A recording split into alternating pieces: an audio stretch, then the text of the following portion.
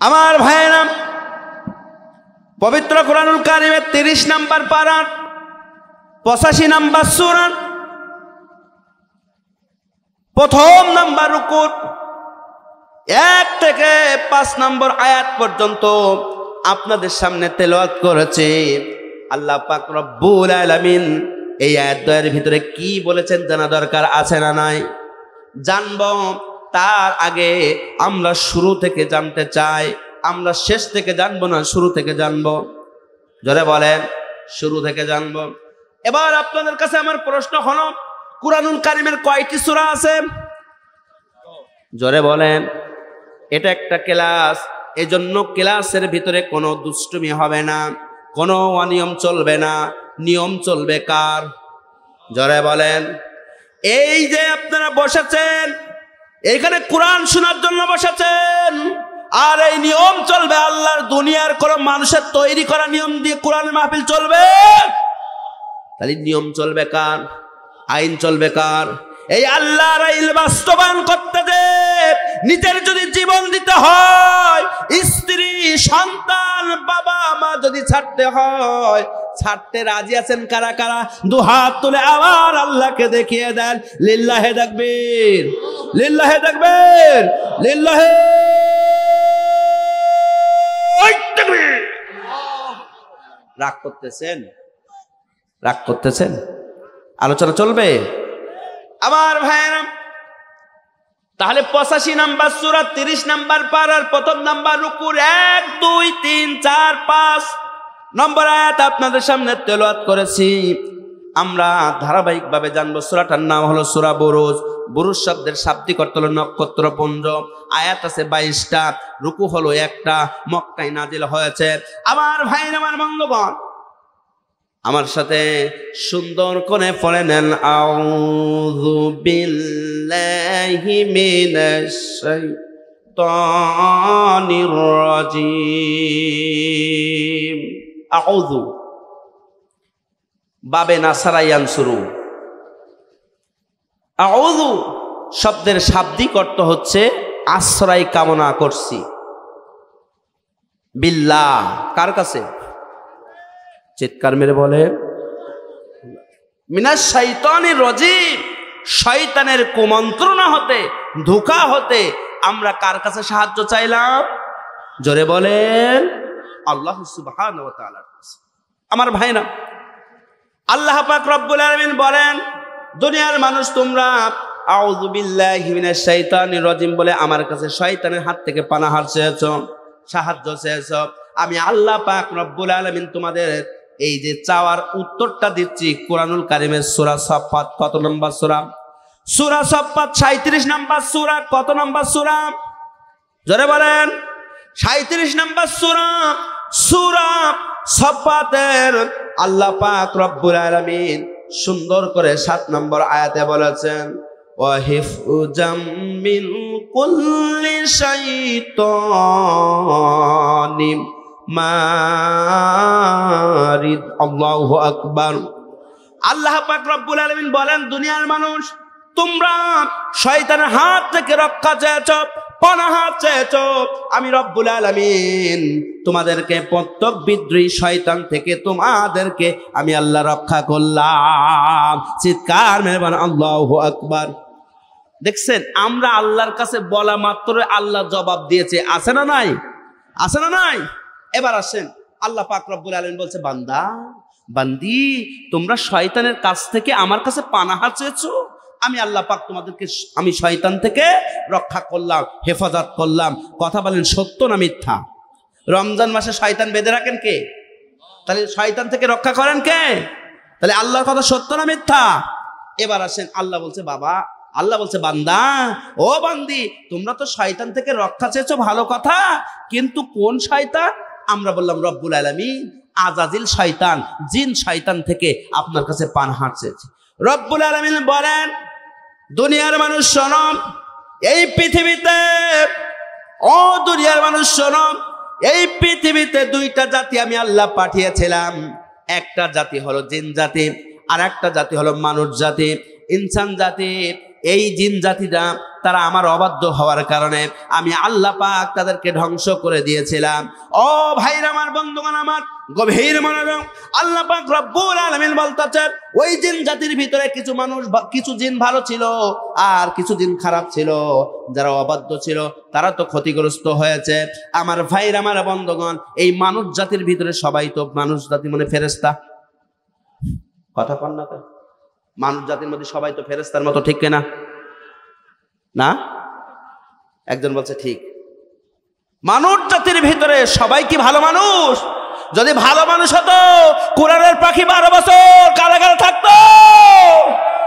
যদি ভালো মানুষ হতো দিনের ভোট রাতে চুরি করে নিত।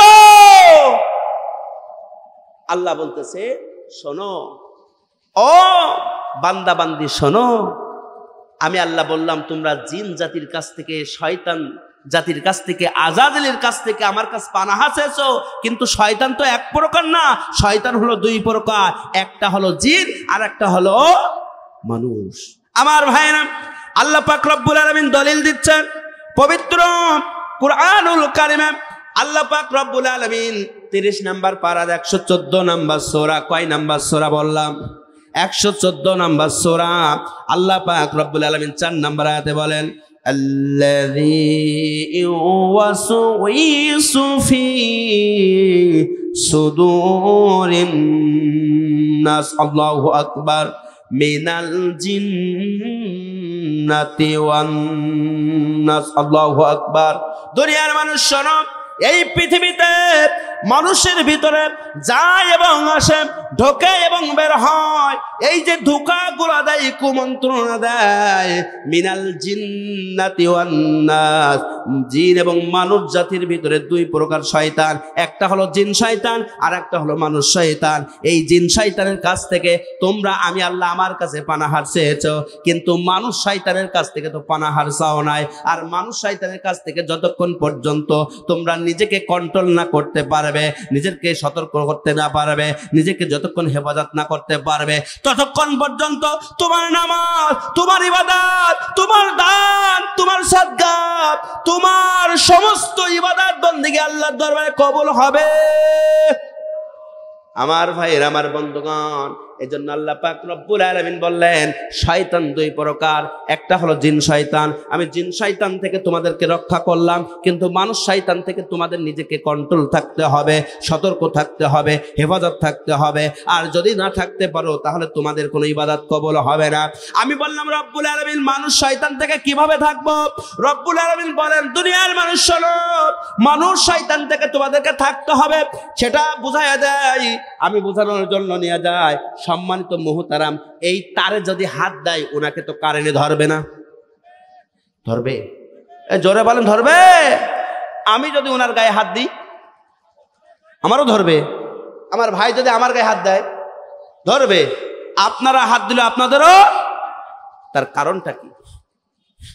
তার কারণ হলো যে ওই তারের সাথে বিদ্যুতের যে সংযোগটা আছে, ওর সাথে যদি কারো সংযোগ থেকে যায় তাহলে তাকেও গ্রেফতার করবে। কথা বলেন ঠিক কিনা আমার ভাই? না, তাহলে বুঝাতে চাচ্ছি এটা, আপনি যে পথে হাঁটতেছেন, আপনি যে রাস্তায় হাঁটতেছেন, ওই রাস্তায় যদি কাটা থাকে, আপনি যে রাস্তা যার পিছনে হাঁটতেছেন ও যদি জাহান্নামী হয়, ও যদি মদখোর হয়, ও যদি সুদখোর হয়, ও যদি ভোটচোর হয়, ও যদি দুর্নীতিবাজ হয়, তো ওর পেছনে হাঁটতেছেন। আবার আপনি ইবাদত বন্দেগী করতেছেন, আপনার নামাজ, আপনার রোজা, আপনার হজ, আপনার যাকাত কোনোটাই কবুল হবে না, হবে না, হবে না।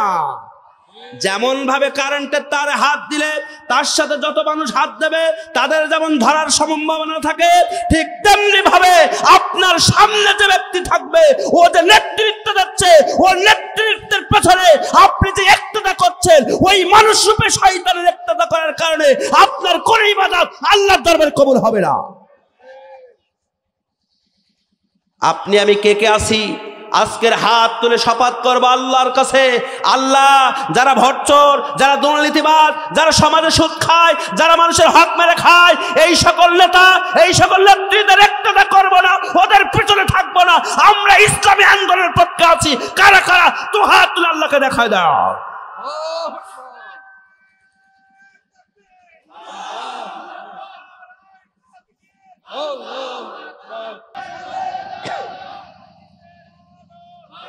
আমার ভাইরা রাগ করতেছেন? হ্যাঁ, এবার আসেন তাহলে শয়তান কেমন বুঝায় একটু। মানুষ শয়তান কেমন? মুহতারাম, আমার পাশে বামে বসা সম্মানিত ভাই বিয়ে করেছেন।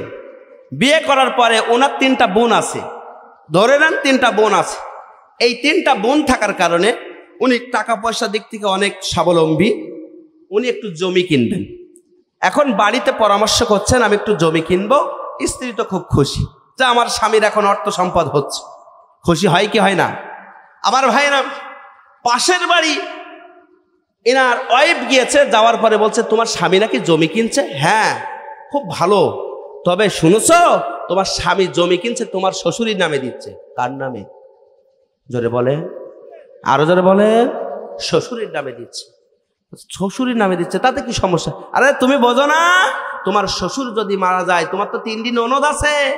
তোমার স্বামী কামাই করতেছে, কামাই করে তাদের তোমার শ্বশুরের নামে দিচ্ছে, আর শ্বশুর মারা যাওয়ার পরে তোমার ননদরা এমনি এমনি ভাগ পাবে। তুমি সারা জীবন সংসারে ভূতির মতো ব্যাঘাত দিচ্ছ, তোমার লাভটা কি? বলে কি বলে না? এখন ইনি বাড়ি গিয়েছে, যাওয়ার পরে বউকে ডাক দিচ্ছে, স্ত্রী দরজা খোলো। স্ত্রী দরজা খোলে না। 1বার 2বার 3বার ডাক দেওয়ার পরে দরজা খুলছে।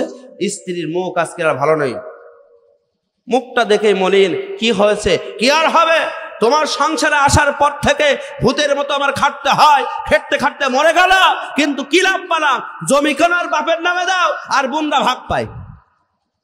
এই যে কান মোড়া দিয়েছে কে? জোরে বলে। মানুষ শয়তানকে।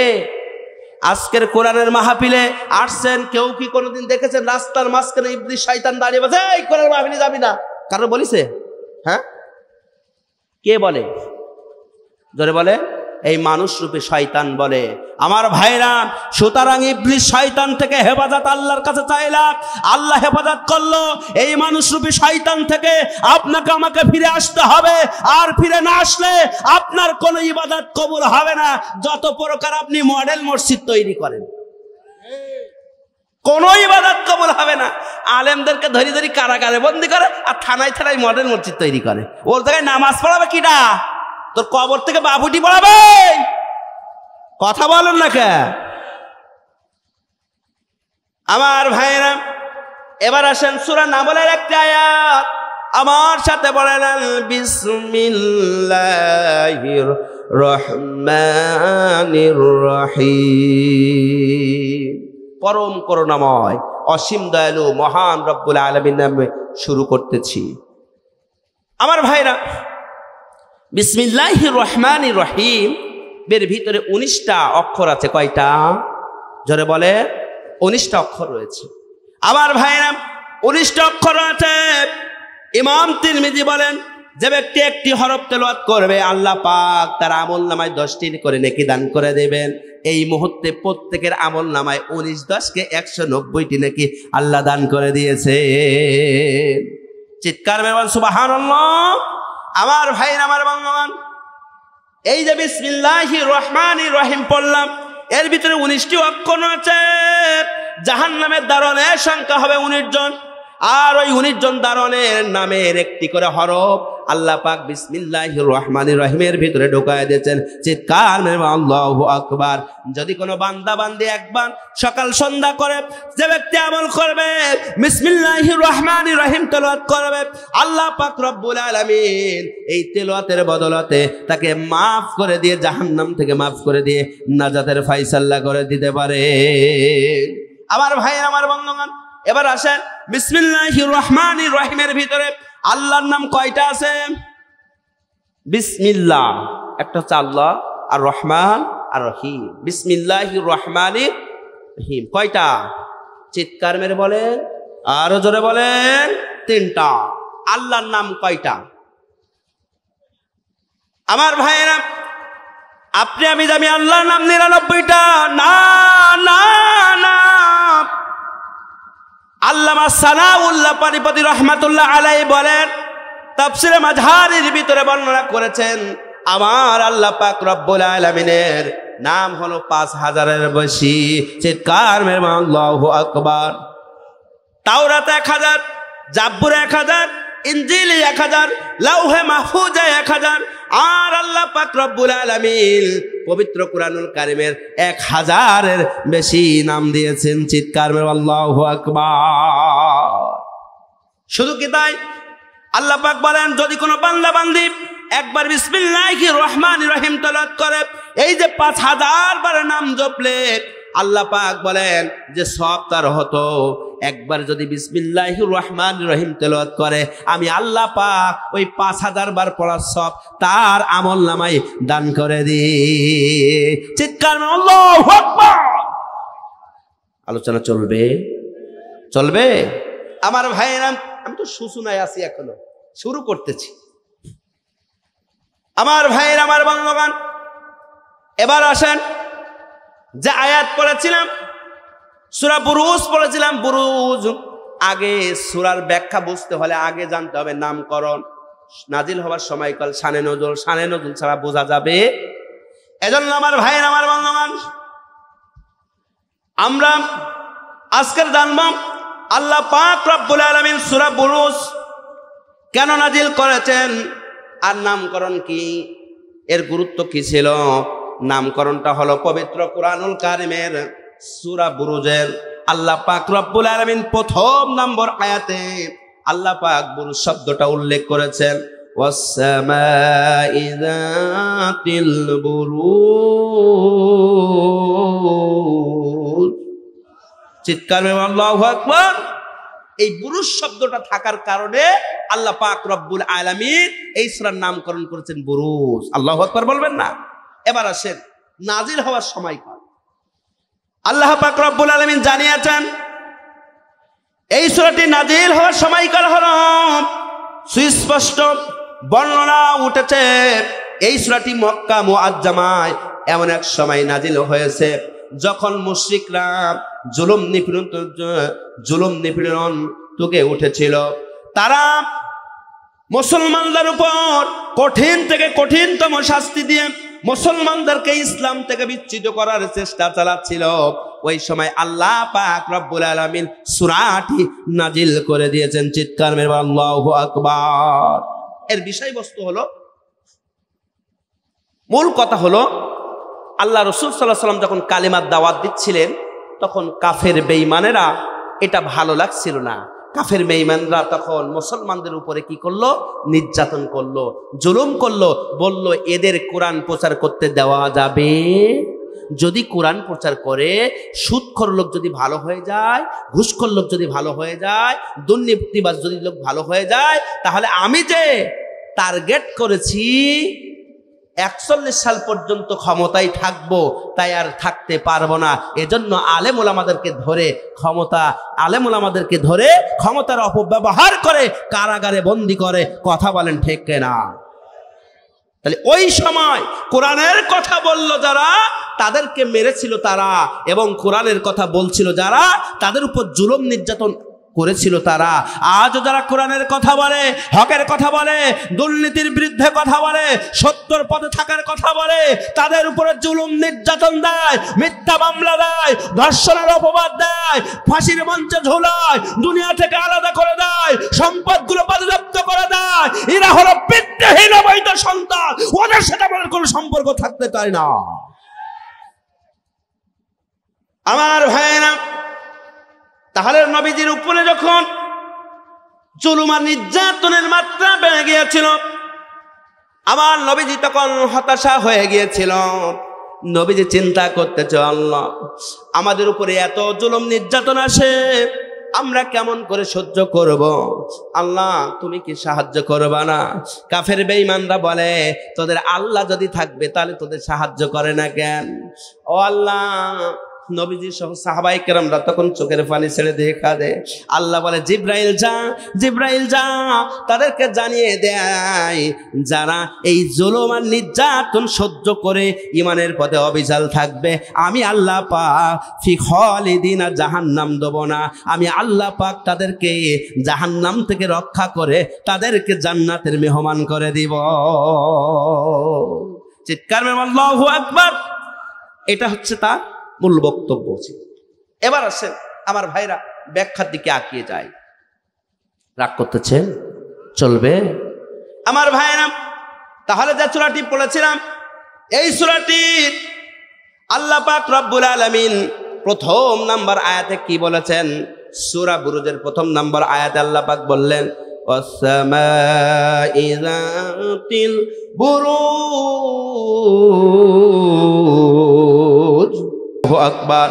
আল্লাহ পাক বললেন ওয়াস-সামা, আল্লাহ পাক বললেন শপথ আকাশের, জাতি বিশিষ্ট, বুরুজ, বুরুজ নক্ষত্রপুঞ্জ, গ্রহ নক্ষত্রপুঞ্জ সমূহর আল্লাহ পাক শপথ কেটে কেটে বলেছেন, শপথ দিয়ে বলেছেন। আমার ভাইয়ের, আমার বন্ধুগণ, আল্লাহ পাক কেন শপথ দিয়েছেন? গ্রহ নক্ষত্র বোঝানোর জন্য নিয়ে যায়। আমার পাশে ডাইনে বসা সম্মানিত মেহমান, তিনি ধরে নেন বিচারক, তিনি গ্রামে বিচার করেন। এখন গ্রামে একটা চোর চুরি করেছে, চুরি করে নিয়মিত, কিন্তু চুরি করার পরে মারধর খেয়ে সে ভালো হয়ে গেছে। পরে অনেক দিন পরে ওই গ্রামে চুরি হয়েছে, সবাই বলতেছে এই চুরি কেউ করে নাই, অমুকের বেটা চুরি করেছে, কারণ সে চোর। বলে কি বলে না? ভালো হলেও তার দোষ দেয় না। ওই লোকটাকে আনা হলো, আনার পরে জিজ্ঞাসা করা হলো বাবা তুমি চুরি করেছো কেন? তখন বলে বাবা আমি চুরি করি নাই, আমি ভালো হয়ে গেছি। কেউ তো বিশ্বাস করে না তার কথা। এক পর্যায়ে সে কিরি কাটতে থাকে, কসম দিতে থাকে। এক পর্যায়ে সে বলতে থাকে আল্লাহর কসম কেটে বলছি আমি কিন্তু চুরি করি নাই। বলেন তো কসম দেওয়ার মানেটা কি? কসম দেওয়ার মানে হলো গুরুত্ব বোঝায়। এই পৃথিবীতে আল্লাহর উপর শ্রেষ্ঠত্ব আর কেউ থাকে না, আল্লাহর উপর বড় আর কেউ নাই। তাই আমি সেই মহান রবের নামে, আমি সেই স্রষ্টার নামে কসম দিয়ে বলতেছি আমি এই কাজ করি নাই। এই যে গুরুত্ব বোঝানোর জন্য কসম দিয়েছে। আল্লাহ বললেন আমি আল্লাহ তাআলা সৃষ্টি করেছি, আমি আল্লাহ পাক রব্বুল আলামিন সৃষ্টি করেছি, আমার উপরে তো আর কোনো বড়ত্ব কেউ থাকে না। তাই আমি কার কসম দিব? তাই আমি আল্লাহ পাক আমার সৃষ্টির জিনিসগুলো যেগুলো আছে সেগুলোর উপরে কসম দিয়ে দিয়ে আমি আল্লাহ গুরুত্ব বোঝাতে চাই। চিৎকার মেরে আল্লাহু আকবার। আসমান সৃষ্টিকার বলেন, জমিন কার? চন্দ্র সৃষ্টি করেছে কে? গ্রহ সৃষ্টি করেছে কে? সূর্য সৃষ্টি করেছে কে? আমার ভাইরা, আমার বন্ধুগণ, সবকিছু আল্লাহ পাক সৃষ্টি করেছে। এজন্য আল্লাহ পাক বলছে ওই আসমান, ওই আকাশে, ওই আসমানের নক্ষত্র গ্রহ,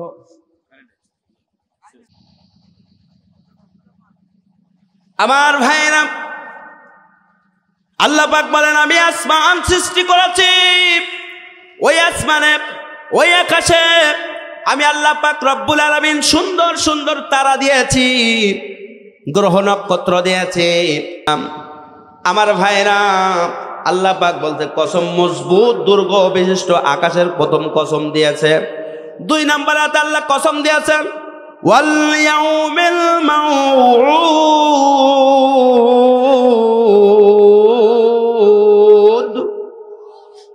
আল্লাহ পাক রব্বুল আলামিন বলেন, কসম দিয়ে বলেছেন 2 নাম্বার, প্রতিশ্রুতি দিয়েছেন ওয়াল ইয়াউম মানে দিন, মাউদ কোন দিন?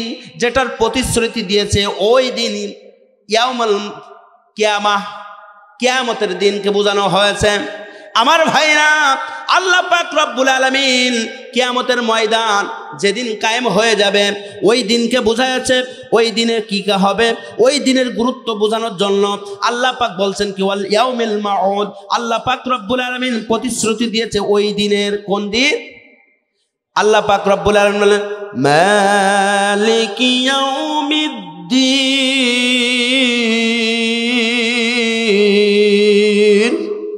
আল্লাহ পাক রব্বুল আলামিন বিচার দিবসের মালিক। যেদিন বিচার ফয়সালা অনুষ্ঠিত হবে, বিচার কার্য পরিচালনা করব, ওই দিনের কসম আল্লাহ পাক দিয়েছেন।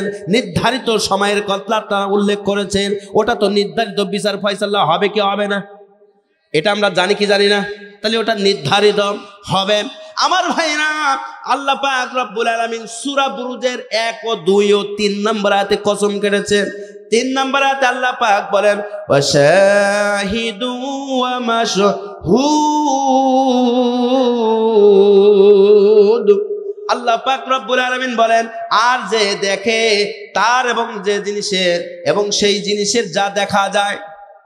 আল্লাহ পাক রব্বুল আলামিন বলেন যে দেখে আর যা দেখা যায়, এই বিষয়ের উপর আল্লাহ পাক কসম কেটে বলেছেন। তাহলে পবিত্র কোরআনুল কারীমের সূরা বুরুজের 1, 2, 3 নম্বর আয়াত পর্যন্ত আল্লাহ কসম কেটে বলেছেন। কসম কেটে কি বোঝাতে চেয়েছেন? আমার ভাইরা, আল্লাহ পাক রব্বুল আলামিন কসম কেটে গুরুত্ব বোঝাতে চেয়েছেন। রব্বুল আলামিনের কাছে প্রশ্ন করলাম, রব্বুল আলামিন কোন জিনিসের গুরুত্ব আপনি বোঝাতে চান? আল্লাহ পাক রব্বুল আলামিন 4 নম্বর আয়াতে বললেন উতিলা আসহাবুল উখদুদ।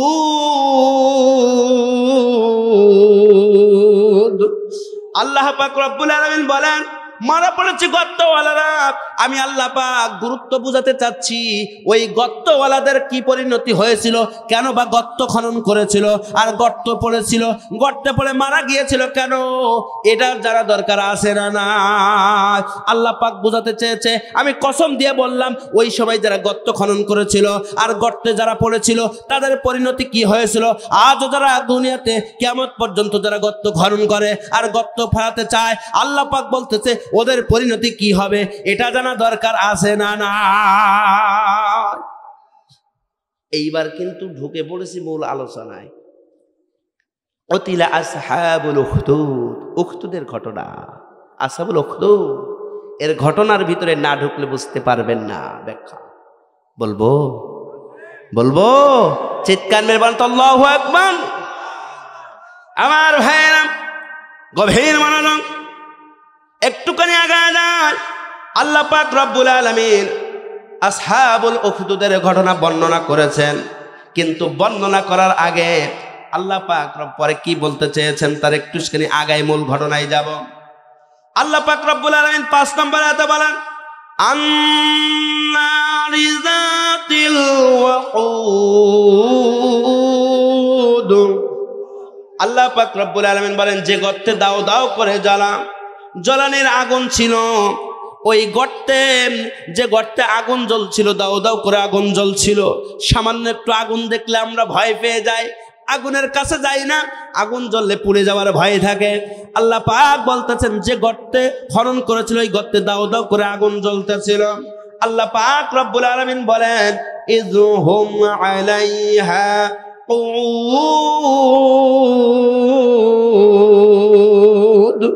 আল্লাহ পাক রব্বুল আলামিন বলেন যখন তারা সেই গর্তের কিনারে বসেছিল, যখন গর্তের কিনারে বসেছিল, মানুষ দূর থেকে তারা বাহাবা দিচ্ছিল, মজা নিচ্ছিল।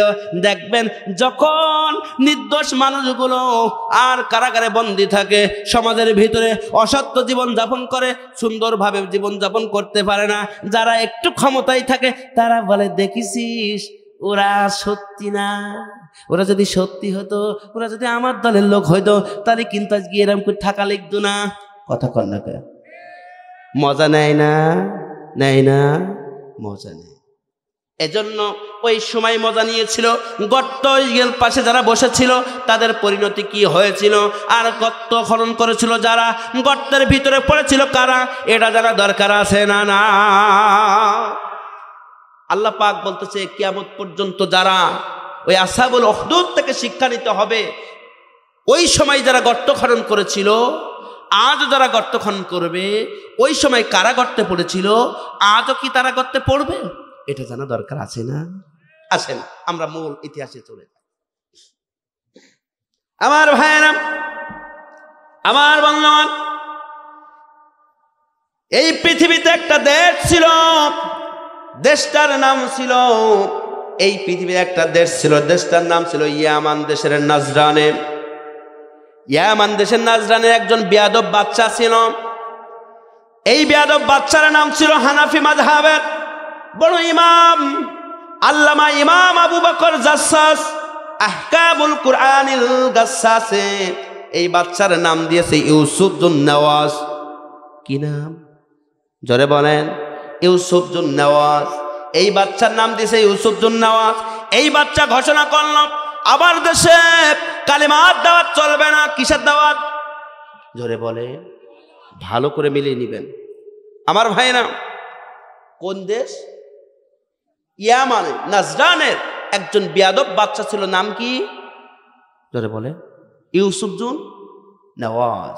এই বাচ্চা ঘোষণা দিয়েছে তার দেশে কালিমার দাওয়াত চলবে না।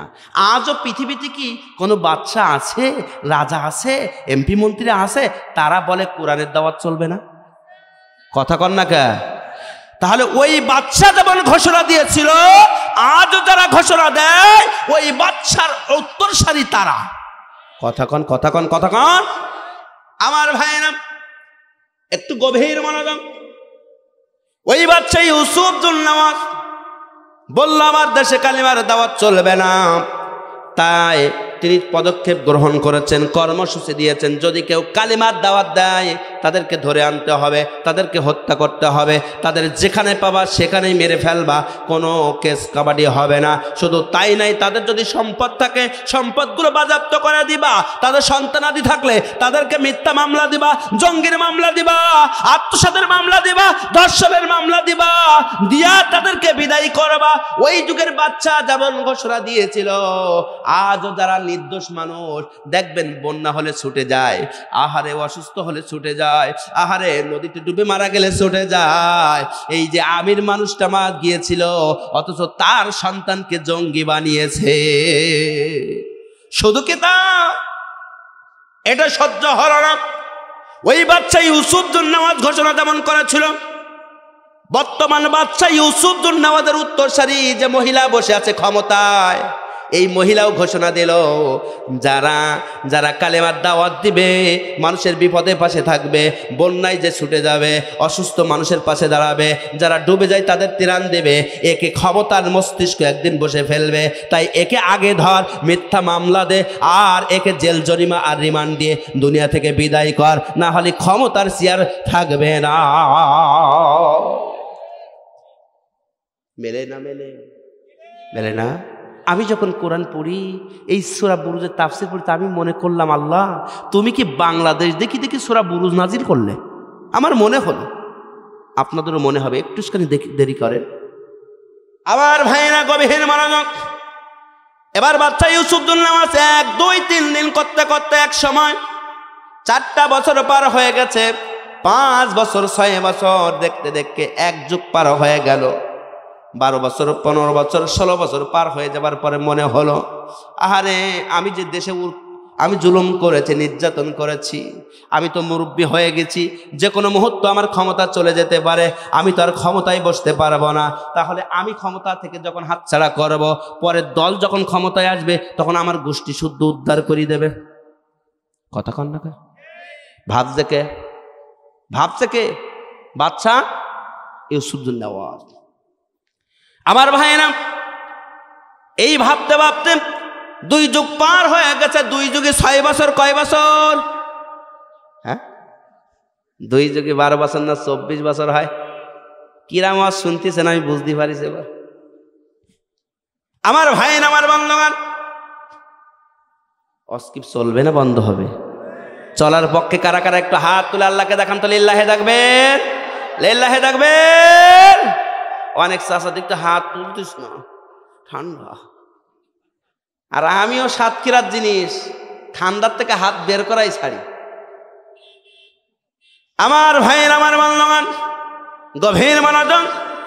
এবার বাচ্চা ইউসুফজুন নওয়াজ 24টা বছর পার হয়ে যাওয়ার পরে, 2 যুগ যখন পার হয়ে গেছে, ভাবতেছে, আরে আমি যে জেলে ভরেছি, জুলুম করেছি, নির্যাতন করেছি, নির্দোষ মানুষদের ফাঁসি দিয়েছি, আর কালেমার দাওয়াত বন্ধ করেছি, আমার ক্ষমতা তো যদি চলে যায় তাহলে আমার পরিবার তো আর বেঁচে থাকবে না। তাই ক্ষমতাটা কিভাবে টিকিয়ে রাখা যায়, এজন্য তিনি ভাবতেছেন। ভাবতে ভাবতে চিন্তা করলেন একটুখানি জাদুকরের কাছে যাওয়া যায়। ওই দেশের একজন জাদুকর ছিল, তার কাছে একদিন ছুটে চলে গেল। ও জাদুকর বলে দাও, জাদুকর বলে দাও, আমি কিভাবে চিরজীবন ক্ষমতায় থাকতে পারবো। আমার ভাইয়ের, আমার বন্ধুগণ, এখনো বাংলাদেশের একজন নেতা আছে, যে নেতা ক্ষমতায় থাকার জন্য 61 সাল পর্যন্ত চলে যায় মামার বাড়ি দিল্লি। কথা বলে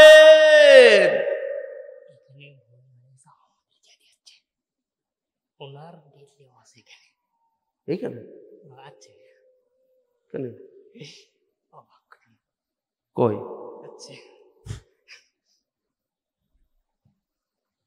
কর্তৃপক্ষ যাক। আমার ভাইয়ের আমার বন্ধুগণ গভীর মনোযোগ। তাহলে আজকে ওই দেশের বাচ্চা যেমন ক্ষমতায় থাকার কারণে ক্ষমতায় থাকার জন্য জাদুকরের কাছে গেল, আর আমার দেশের সরকার, আমার দেশের জুলুমবাজ নেতাবাজ দুর্নীতিবাজ নেতা ক্ষমতা থাকার জন্য মামার বাড়ি দিল্লি চলে যায়। কথা বলেন ঠিক না? মিলাই নেবেন আমার ভাইরা। এবার ওই জাদুকর বলল, শোনো তুমি ক্ষমতায় থাকতে চাও? হ্যাঁ থাকতে চাই। ঠিক আছে, একটা কাজ করতে হবে। কয়টা? এখানে ওয়াজ চলবে না, কথা কন না কেন? চিৎকার মেরে বলে কয়টা? একটা কাজ করতে হবে। জাদুকর যখন বললেন একটা কাজ করতে হবে, তখন বলল কি কাজ করতে হবে?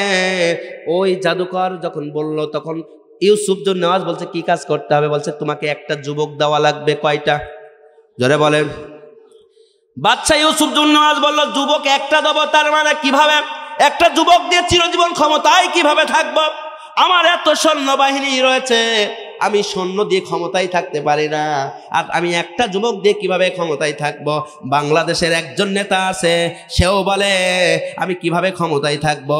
তখন মামার বাড়ি দিল্লি পরামর্শ দেয়, বড় হুজুরকে গ্রেপ্তার করো, আলেম ওলামা গ্রেপ্তার করো, তাইব আলীর মতো নির্দোষ মানুষকে গ্রেপ্তার করো। কথা বলেন না কেন?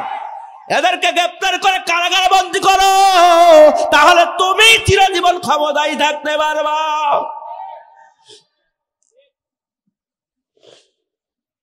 আমার ভাইয়ের আমার বন্ধুগণ, রাগ করতেছেন? চলবে? আমার ভাইয়ের আমার বন্ধুগণ, আমার গভীর মনোযোগ। ওই বাচ্চা ইউসুফজুন নেওয়াজ বলল ঠিক আছে একটা যুবক দেব, কিন্তু কিভাবে ক্ষমতায় থাকবো? বলতেছে একটা যুবক যদি তুমি দাও, ওই যুবককে আমি জাদুবিদ্যা শিক্ষা দেব, আর জাদুবিদ্যায় পারদর্শী হওয়ার পরে ওই যুবক তোমার দেশে চলে যাবে। যাওয়ার পরে হুজুরে হুজুরে মান্নাবাড়ি বাধাই দিবে, হুজুরে হুজুরে মারামারি গন্ডগোল বাঁধাইয়া দেবে, স্বামী স্ত্রী গন্ডগোল বাঁধিয়ে দেবে, এক ডাক্তার আর এক ডাক্তার গন্ডগোল বাঁধিয়ে দেবে, সমাজে বিশৃঙ্খলা সৃষ্টি করবে, আর মানুষ তখন মারামারি কাটাকাটি খুনোখুনি নিয়ে ব্যস্ত থাকবে। তুমি যে ক্ষমতায় আসো এটার দিকে খেয়াল তারা করবে না। আমার ভাইরা গভীর মনোযোগ, এটার তারা খেয়াল করবে না। এই কথা বলার পরে যখন খেয়াল করবে না, বাচ্চা চিন্তা করলো ভালো কথা, আমার দেশেরও বাচ্চা চিন্তা করে, তাই তো বড় হুজুরের মাহফিলি লক্ষ লক্ষ লোক হয়, মিজানুর রহমান আজহারের মাহফিলি লক্ষ লক্ষ লোক হয়, আমির হামজার মাহফিলি লক্ষ লক্ষ লোক হয়, কাজী ইব্রাহিমের মাহফিলি লক্ষ লক্ষ লোক হয়। এদেরকে যখন ধরতে পারবা, কারাগারে বন্দি করতে পারবা, আর কেউ কোরআন ভালো করে বুঝতে পারবে না, আর বেধর্মী ইসলাম কায়েম করবে, বেধর্মীরা কালেমা পড়বে না, আর কালেমা না পড়লে একদিন গুমরাই হয়ে যাবে, আর গুমরামি হলে তুমি চিরজীবন ক্ষমতায় থাকতে পারবা। এই চিন্তা এই চেতনা মানুষের ভিতরে ঢুকাই দিয়েছে মামার বাড়ি দিল্লি। কতক্ষণ এই জন্যই বড় হুজুর কারাগারে, এই জন্য আপনাদের এলাকার তাইব আলী হুজুর কারাগারে। কথা বলেন, রাগ করতেছে? চলবে? আমার ভাইয়ের আমার বন্ধুগণ গভীর মনোযোগ।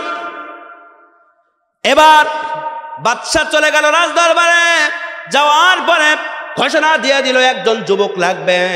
একজন যুবক যখন আসবে, সকল যুবকরা হাজির হলো। আমি বাদশার দরবারে, সবাই তো চাই বাদশার কাছে থাকলে ভালো কিছু পাবে, ঠিক কিনা? হ্যাঁ, চাই না? চাই। দেখবেন যদি প্রধানমন্ত্রী আসে, এও যে একটু যুবক, ও দল না করলে ওর সাথে একটা সেলফি তুলতে চায়। কতক্ষণ তার মানে পাতি নেতার পাওয়ারটা দেখাতে চায়। কথা বলেন ঠিক কিনা? এবার ইউসুফজুন নেওয়াজ, বাচ্চা ইউসুফজুন নেওয়াজ একজন যুবককে বলো, শোনো যুবক, ওদিকে কি চেয়ারা উঠছে? তাহলে ওদিক কেন? আমার চেয়ারা খারাপ, তাই আমার দেখতে ভালো লাগছে না নাকি? হ্যাঁ, আশ্চর্য। কালকে এক মাহফিলে গিয়েছি, যাওয়ার পরে বলছে হুজুরের চেয়ারা ভালো না, এই কথা বলেই চলে যাচ্ছে। আর এক জনগণ শুনি, আমি মাহফিল শেষে নামছে, বলছে হুজুর আপনার চেয়ারা ভালো না, তাই জনগণ চলে গেছে। তারা ওয়াজই শুনল না। আমার ভাইরা, আপনারাও কি তাই? চেহারা কার দায়? আমি না একটু কালো, তা আপনারা অনেক সুন্দর, কিন্তু আপনাদের থেকে কোরআন কি সুন্দর নয়? এই কোরআনের বাড়ি কি শুনতে ভালো লাগে না? আমি তো কোরআনের কথা বলতেছি। আমার ভাইরা, কোথায় রেখেছিলাম বলেন তো? দেখি কিরাম ওয়াজ মুখস্থ হচ্ছে। ওই যুবক এবার যুবককে বলল, যুবক শোনো, তোমাকে পছন্দ হয়েছে ঠিক আছে, কিন্তু তোমার দায়িত্ব হবে একটা। কয়টা? কিন্তু তোমার একটা দায়িত্ব পালন করতে পারলে তুমি তার বিনিময়ে 4টা জিনিস পাবা। কয়টা? ভালো করে শুনবেন। কয়টা? দায়িত্ব করা, কাজ একটা, আর দেবে 4টা। আমার ভাই, আমার বন্ধুগণ, ওই ইউসুফজুন নওয়াজের বর্তমান ডিজিটাল এখন যে 90 ফিরাউন মার্কা সরকার, এও কর্মসূচি দিয়েছে, কাজ হবে একটা, আর তোমাদেরকে দেব 4টা। কটা বলবো?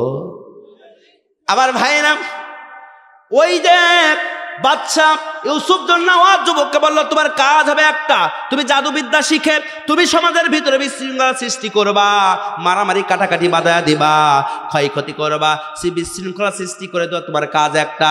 এর পরিধান তোমাকে গাড়ি বাড়ি দেবো, প্রথম কি?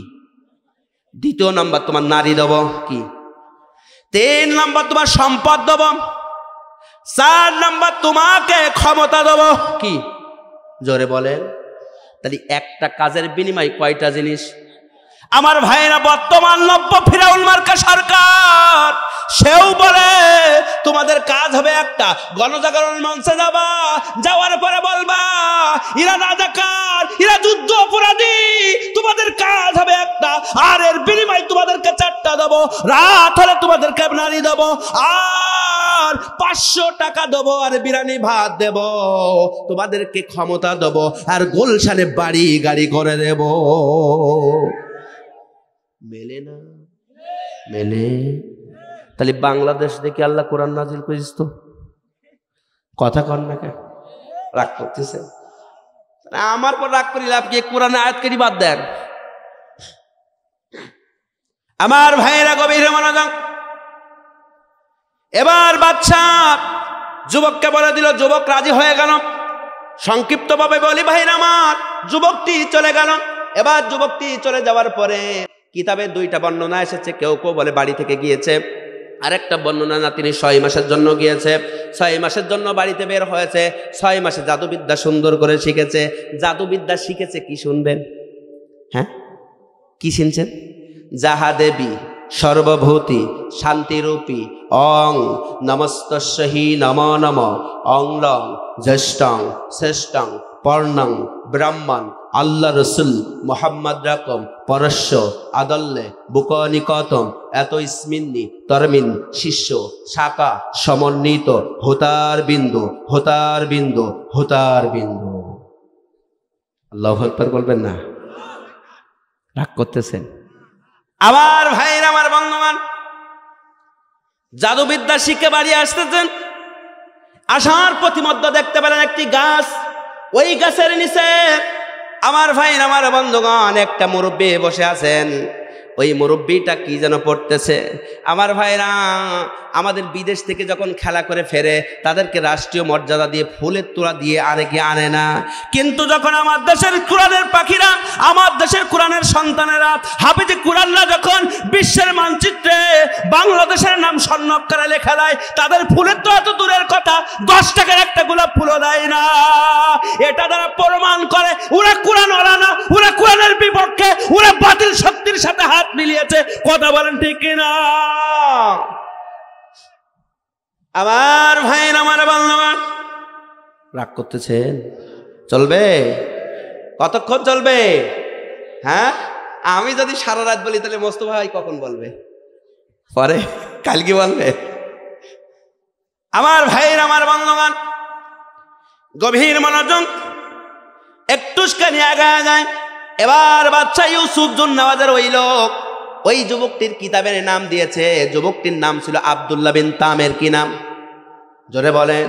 ওই যুবকটির নাম ছিল আব্দুল্লাহ বিন তামের। আব্দুল্লাহ বিন তামের দেখে একজন মুরব্বী গাছের নিচে বসে আছে।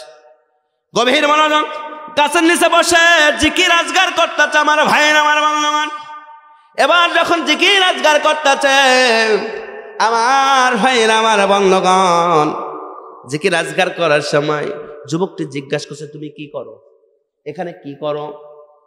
তখন মুরব্বী বলছে, আমি কালিমার দাওয়াত দেই। আল্লাহু আকবার বলেন। কিসের দাওয়াত? জোরে বলেন। কালিমার দাওয়াত দেয়। আমার ভাইরা আমার বন্ধুগণ, কালিমার দাওয়াত দেয়। এই কথা যখন বললো তখন বলে, তুমি কি জানো না আমার দেশে কালিমার দাওয়াত চলে না, এটা নিষেধ বাদশার। বলে, বাবা, মুরব্বী বলছে, বাবা তোমার দেশে কালিমার দাওয়াত চলে না, তুমি যার সৃষ্টি, তোমার বাদশা যার সৃষ্টি, আমিও তার সৃষ্টি, আইন চলবে তার, আমি তার পক্ষ থেকেই তো এসেছি কালিমার দাওয়াত দিতে, এটা যে বন্ধ করা যাবে না। আল্লাহু আকবার বলবেন না? আমার দেশে সংসদ ভবনে যখন বড় হুজুর থাকে, যখন বড় হুজুর ঘোষণা দেয়, আমরা কোনো স্পিকারের কাছে মাথা নুচু করে ঢুকতে পারবো না, কারণ এই ঘাড়, এই মাথা, এই কপাল কোনো মানুষের কাছে মাথা নিচু হতে পারে না। একমাত্র শুধুমাত্র কেবলমাত্র আল্লাহর কুদরতি পায়ে ছাড়া আর কারো কাছে মাথা নত হবে। এই কথা যখন বললো তখন বলতেছে, ও এই যে আসল হুজুর পেয়ে গেছে, এরে ধর, খবর ভালো না। কথা কর না কে? আমার ভাই আমার বন্ধুগণ, গভীর মনোযোগ। এবার যুবকটি আব্দুল্লাহ বিন তামের বলতেছে, শোনো, তুমি যে বলতেছ কালিমার দাওয়াত দিচ্ছ, কিন্তু তুমি জানো এই কালিমার দাওয়াত দিলে তোমার কি হতে পারে?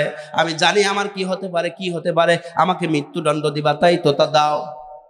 এবার বলে, তুমি এখনো ছেড়ে দাও, না হলে আমি কিন্তু ফিরে এসে তোমার বিপদ হবে। যুবকটি চলে যাচ্ছে। এমন সময় মুরব্বী লোকটি, ওই যুবকটি যখন একটুখানি আগিয়েছে, তখন মুরব্বী লোকটি কেঁদে উঠেছেন। আল্লাহু আকবার বলেন। কি হয়েছে? কেঁদে উঠেছে। এবার যুবকটি যখন চিন্তা করলো, তাই তো আমি চলে আসছি, কাঁদলো কেন? পিছে ফিরেছে যেই যুবকটি ওই মুরব্বীর দিকে তাকিয়েছে, তখন মুরব্বীটি হেসে উঠেছে। আল্লাহু আকবার বলেন। কেঁদে উঠলো, হেসে উঠলো। এখন মুরব্বী যদি কাঁদে আর হাসে, আপনারা কি করবেন? জোরে বলেন। উনি কি পাগল? পাগল? পাগল না। আমার ভাইরা, তখন যুবকটির ভিতরে কৌতূহল জাগলো। যখন কৌতূহল জাগা গেল, ওই যুবকটির মনে কৌতূহল জাগার পরে বলছে, মুরব্বী চাচা শোনো, তুমি যে আমি চলে যাওয়ার সময় কেঁদে উঠলে, তার কারণটা কি আমি কি একটু জানতে পারি? তখন মুরব্বী বলতেছে, শোনো বাবা, তুমি চলে যাচ্ছিলে, তার কারণটা আমি কাঁদলাম এই কারণে, আল্লাহ পাক রব্বুল আলামিন তোমাকে সুন্দরতম আকৃতিতে সৃষ্টি করেছে। কি আকৃতিতে? জোরে বলে। আল্লাহ পাক রব্বুল আলামিন তোমাকে সুন্দরতম আকৃতিতে সৃষ্টি করেছে। আমার ভাইরা, আল্লাহ পাক রব্বুল আলামিন যখন সুন্দরতম আকৃতিতে সৃষ্টি করেছেন এই মানুষগুলোকে, আমার ভাইরা আমার বন্ধুগণ, তারপরেও মানুষরা কিন্তু ফেয়ার লাভলি বিভিন্ন ক্রিম দিয়ে মুখটাকে আরো সুন্দর করার চেষ্টা করে। কথা বলেন ঠিক কিনা? এটা দিয়ে বোঝাতে চায় আল্লাহর দেওয়া এই সুন্দর চেহারা আমার পছন্দ হয় না, আমি আল্লাহর থেকে আমি নিজে তৈরি করা চেহারা আমার ভালো। আমার ভাইরা আমার বন্ধুগণ, এবার মুরব্বী বলতেছে, শোনো বাবা, আল্লাহ পাক রব্বুল আলামিন মানুষদেরকে সুন্দরতম আকৃতিতে সৃষ্টি করেছেন। সূরা ৩-এর ভিতরে আল্লাহ পাক রব্বুল আলামিন বলেছেন, আমার ভাইরা আমার বন্ধুগণ আমার, আল্লাহ পাক রব্বুল আলামিন বললেন, লাকাদ খালাকনাল ইনসানা ফি আহসানি তাকওয়িম। আল্লাহ পাক বললেন, আমি নিশ্চয়ই মানুষদেরকে সুন্দরতম আকৃতিতে সৃষ্টি করেছি। ও যুবক, আল্লাহ তোমাকে এত সুন্দর করে সৃষ্টি করেছে, কিন্তু তুমি যে পথের অনুসরণ করো, তুমি যে পথে রয়েছো, তুমি যে রাস্তায় রয়েছো, এখন যদি তোমার মৃত্যু হয়ে যায় তাহলে তোমাকে কবরে রেখে আসবে। আর আল্লাহ তাআলার বিশাল নিয়ামতের মধ্যে সাপ একটা নিয়ামত, আল্লাহ তাআলার বিশাল নিয়ামতের মধ্যে পোকামাকড় একটা নিয়ামত, আল্লাহ তাআলার বিশাল নিয়ামতের মধ্যে অনেক নিয়ামত রয়েছে। যোগ বলেন, অনেক প্রকার বলেন, পোকামাকড় নিয়ামত, তোমাকে যখন মারা যাবা ওই সুন্দর দেহ কবরের ভিতরে থুয়ে আসবে, আর থোয়ার সাথে সাথে এই সুন্দর দেহ পোকামাকড়গুলো খেয়ে নষ্ট করে দিবে। তাই তোমার এই সুন্দর দেহর তো কোনো মূল্য থাকে না। আমি এজন্য কেঁদে উঠলাম, আল্লাহ তুমি এত সুন্দর করে দেহ তৈরি করেছো, কিন্তু মৃত্যু হওয়ার পরে এই দেহর কোনো মূল্য থাকবে না। এজন্য কেঁদে উঠে চিৎকার করে আল্লাহু আকবার। আমার ভাইয়ের, আমার বান্ধবগণ, এবার যুবকটি বলে আপনি হেসে উঠলেন কেন বলো? মুরব্বী বলে বাবা আমি হেসে উঠলাম তার কারণ হলো, তুমি যদি এই মুহূর্তে এই সুন্দর দেহর অধিকারী হওয়ার পরে এখন যদি কালেমা পড়ে ঈমান আনো, তাহলে আমি দেখতে পেলাম তুমি ঈমান আনার সাথে সাথে ঈমানের স্বাদ পেয়ে যাবা, আর ঈমানের স্বাদ পেলে তুমি আল্লাহর একজন নেককার বান্দা হয়ে যাবা, আর নেককার বান্দা হলে তুমি একজন জান্নাতীওয়ালা হয়ে যাবা। এজন্য আমি হাসলাম। তখন যুবকটি বলতেছে তাই তো, ঈমানের স্বাদ পাবো, সে আবার কিরাম? আরো কৌতূহল চাকলো। আমার ভাইরা, রাজা চেয়েছিল ওই যুবকটিকে জাদুবিদ্যায় পারদর্শী করে ওই যুবক দিয়ে সমাজ থেকে কালেমা ধ্বংস করবে। কি করবে? আর আল্লাহ বলতেছেন কি? আল্লাহ পাক রব্বুল আলামিন বলেন ওয়া মাকারু ওয়া মাকারাল্লাহ ওয়াল্লাহু খায়রুল মাকিরিন।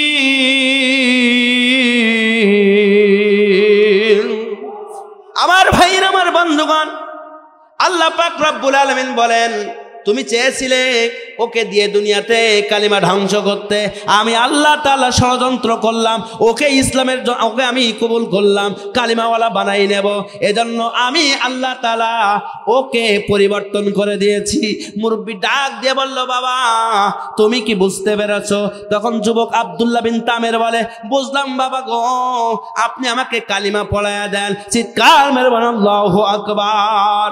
এবার যুবকটিকে যখন কালিমা পড়ায়া দিল, কালিমা পড়ানোর পরে যুবকটি বলতেছে ও চাচাজি আমি তো কালিমার স্বাদ পেলাম না, কালিমার স্বাদ কেমন পাবো? বলছে বাবা তোমাকে তুমি হাফ কালিমা পড়াইছি। কি কালিমা? জোরে বলেন। হাফ কালিমা। বলছে তাহলে তাড়াতাড়ি আর হাফ কালিমা পড়ায় দেন।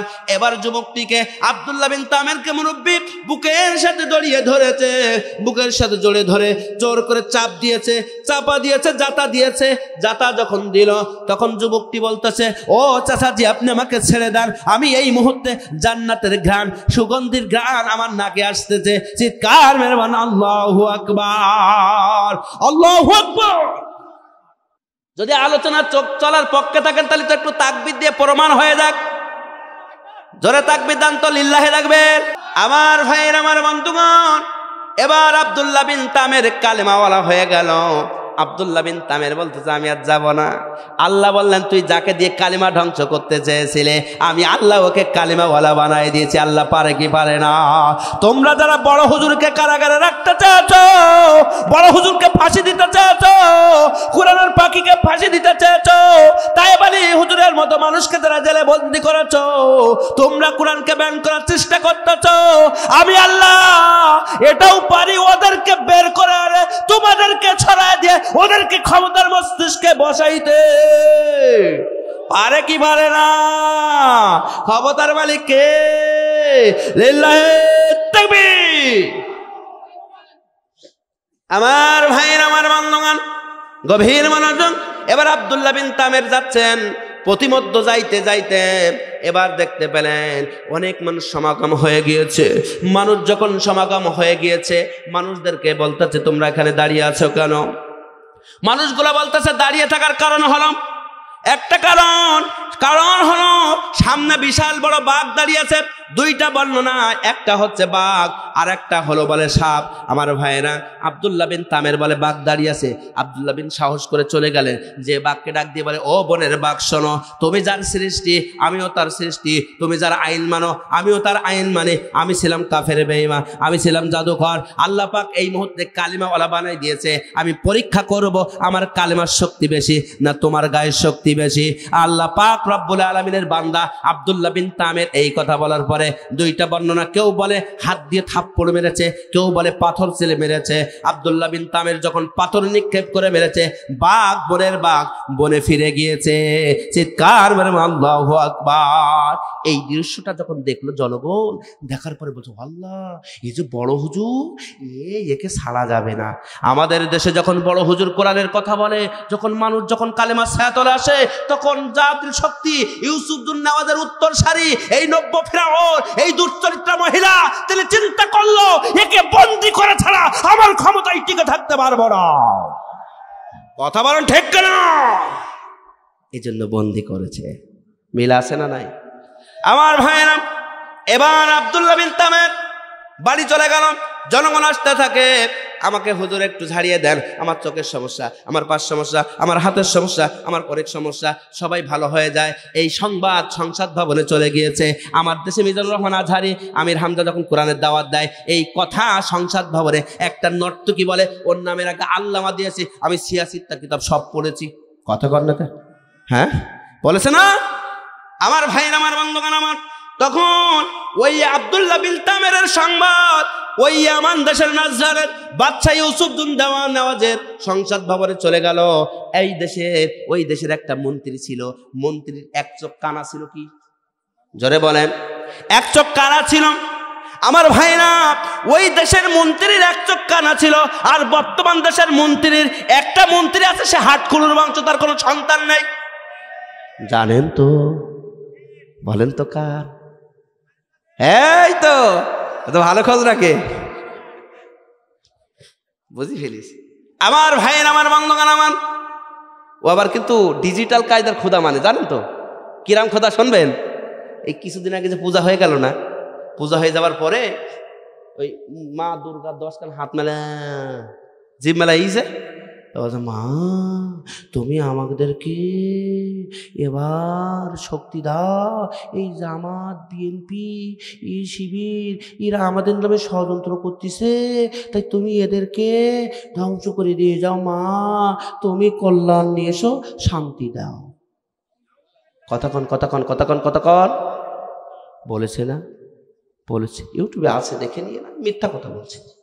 আমার ভাইরা, যদি কোনো মানুষ মানুষের তৈরি করা মাটির দলার কাছে বলে, এই কথা বলে, তার কি ঈমান থাকে? সে কি মুসলমান? আসলে তারা নামধারী মুসলমান, কিন্তু অরিজিনাল প্রকৃত পক্ষে তারা হলো বাতিল শক্তের এজেন্ডা। কথা বলেন না কেন? আমার ভাই, আমার বন্ধুগণ, গভীর মনোযোগ। এবার আব্দুল্লাহ বিন তামেরের সংবাদ যখন চলে গেল, ওই অর্থমন্ত্রী চিন্তা করলো, চোখ কানা, বললো আজকের আব্দুল্লাহ বিন তামেরের কাছে যাব। এজন্য কিছু মাল সামানা নিয়ে আব্দুল্লাহ বিন তামেরের কাছে হাজির। ডাক দিয়ে বলে, যুবক বাড়ি আছে রে? যুবক বলে, কে এসেছো?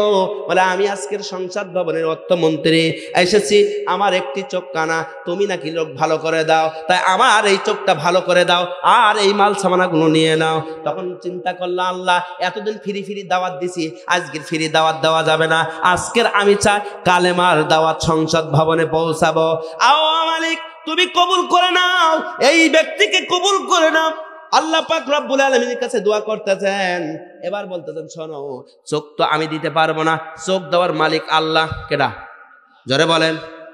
এই কথা যেই বলে, চোখ দেওয়ার মালিক আল্লাহ মানে এই আমাদের খোদা তো বাদশা ইউসুফজুন নেওয়াজ। কে খোদা? জোরে বলে। এই কথা কে বলতেছে? অর্থমন্ত্রী। কে? কানা অর্থমন্ত্রী। ওই কথা বললে বলছে, তোর যদি খুদা ইউসুফজুন নেওয়াজ হয়, তা তোর খুদার বল চোখ ভালো করে দিতে আমার কাছে আসছিস কেন? কথা কন না কেন? হ্যাঁ কথা কন। আমার ভাই না, আমার দেশে বলে কি, আমরা নিজেরা স্বয়ং সম্পূর্ণ, পদ্মা সেতু আমরা নিজেরাই একা একা করেছি, আমাদের অর্থ উন্নয়নে, অথচ দেখা যায় বিদেশের কাছে 500 কোটি 1000 কোটি টাকা ঋণ। কথা কন না কেন? গেল করে, এটা গেল করে। আমার ভাইরা, ওই বাদশার মন্ত্রী যখন এই কথা বলল, তোমার মন্ত্রী, তোমার যদি ওইটা খোদা হয়ে থাকে, খোদারে বলো চোখ ভালো করে দিতে। তো বলছো, তাই তো, এতদিন যদি খোদাই হবে, তাহলে তো আমার চোখ কানা থাকার কথা কেন? তোমার নিজের খোদা তাই নাক ঠিক নেই, আছে তোমার চোখ ঠিক করবে? তবে চোখ ঠিক করতে পারে একজনকে। যারে বলে, বলছে ঠিক আছে, আল্লাহ যখন পারে ভালো কথা, চোখ ঠিক করে দাও, তুমি এই মাল সামানা নিয়ে নাও। বলছে না, তা হবে না। কেন হবে না? বলছে তোমাকে কালিমা পড়তে হবে। বলছে কালিমা পড়তে হবে? তাহলে কালিমা পড়লে ভালো হয়ে যাবে? হ্যাঁ হ্যাঁ যাবে। এবার মনে মনে বলছে, কালিমা একটু পড়বো, চোখ ভালো হয়ে গিয়ে ছেড়ে দেবো, তাতে কি সমস্যা? আমার দেশে আছে না? জামাত ক্ষমতায় গেলি জামাতে, বিএনপি ক্ষমতায় গেলে বিএনপিতে, আওয়ামী লীগ ক্ষমতায় গেলে আওয়ামী লীগে, মানে যে যেদিকে যায় ওই দিকেও লোক আছে না নাই? তখন ও বলতেছে আমি ছেড়ে দিলাম। তখন এইবার ডাক দিয়েছে মন্ত্রীকে, ডাক দিয়ে বলছে আল্লাহ আল্লাহ, এ হলো আস্ত বাটপার। কি জোরে বলে? ওরে বাটপার। আছে না নাই? এ কথাটা আজকে না, ওই জায়গা থেকে আসছে। ওই উত্তর সারি যারা হবে তাদের মুখ দিয়ে বাটপার শব্দটা বের হবে। তখন আব্দুল্লাহ বিন তামের বলল আল্লাহ, এ হলো আস্ত বাটপার, এখন যদি চোখ ভালো হয়ে যায় পরে কালেমা ছেড়ে দেবে। সে বলেছে আল্লাহ আমি চাই, আমি গোলাম, আমি তো ওখানে যে কলেমার দাওয়াত দিতে পারবো না, আল্লাহ তুমি চোখ ভালো করে দাও। আল্লাহু আকবার বলেন। চোখ ভালো করে দিয়েছে, এবার চলে যাতে। এই চলে গেলে হবে তা কেন? আচ্ছা চোখ ভালো হয়ে গেছে আমি চলে যাই না, তুমি তো হাফ কালেমা পড়ি চাও। কি কালেমা? বলছে আর হাফ কালেমা তাড়াতাড়ি পড়াই দাও। বলছে এসে এবার বুকে জড়িয়ে ধরে জাতা দিয়েছে, শক্ত করে চেপে ধরেছে।